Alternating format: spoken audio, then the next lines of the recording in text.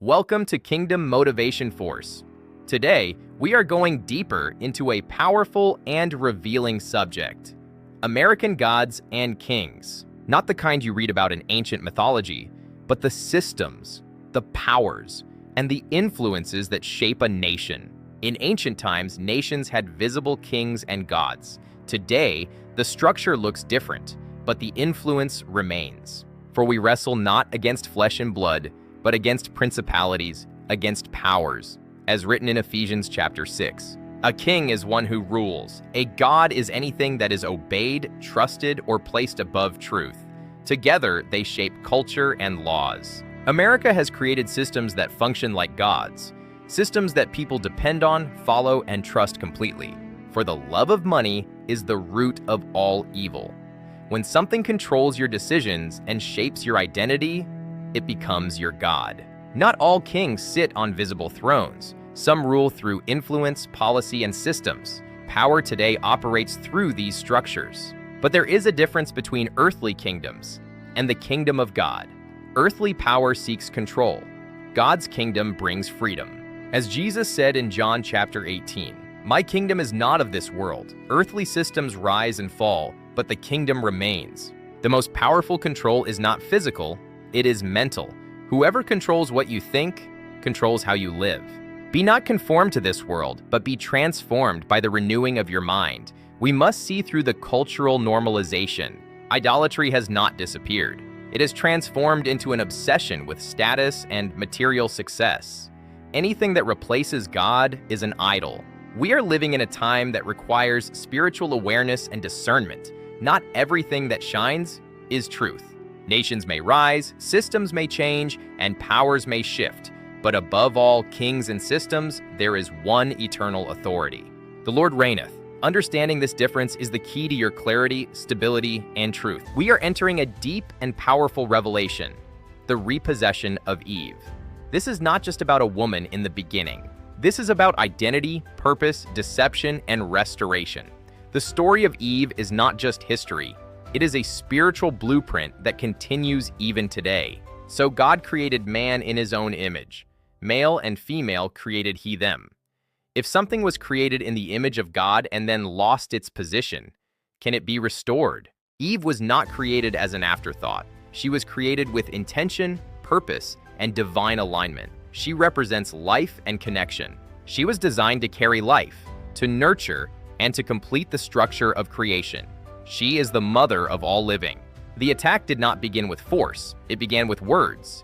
Yea, hath God said? The enemy did not remove truth. He distorted it. When perception is altered, decisions follow. Eve was not overpowered. She was misled. The serpent beguiled her. When alignment is broken, consequences follow. The fall was not just about disobedience. It was about disconnection from God. The impact echoed through generations. What began as deception became a cycle. When identity is unclear, purpose becomes unstable. Repossession means taking back what was lost. Restoration begins with truth. Eve's story does not end in the fall. Ye shall know the truth, and the truth shall make you free. Restoration is about becoming what was originally intended. Eve represents a journey from creation to deception to restoration, being confident that he who began a good work will perform it. What was lost can be restored. Behold, I make all things new. We are uncovering something foundational, something that explains everything: identity, confusion, power, systems, and restoration. We are talking about the prototype. Before there were nations, before there were systems, before there were kings and modern gods, there was an original design. Let us make man in our image, after our likeness. That design was the prototype. The prototype was not just a human body. It was a system of alignment, spirit, mind, authority, and purpose working together. The prototype was not created to be controlled. It was created to govern. Something happened to the prototype. It was not destroyed, but it was corrupted. Truth became distorted, authority became confusion, and identity became unstable. The system didn't collapse. It was replaced. When the original design is lost, systems are created to replace it. This is where American gods and kings enter the picture.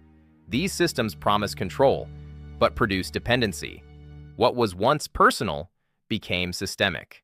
Today, humanity is still searching for identity because the prototype has been forgotten.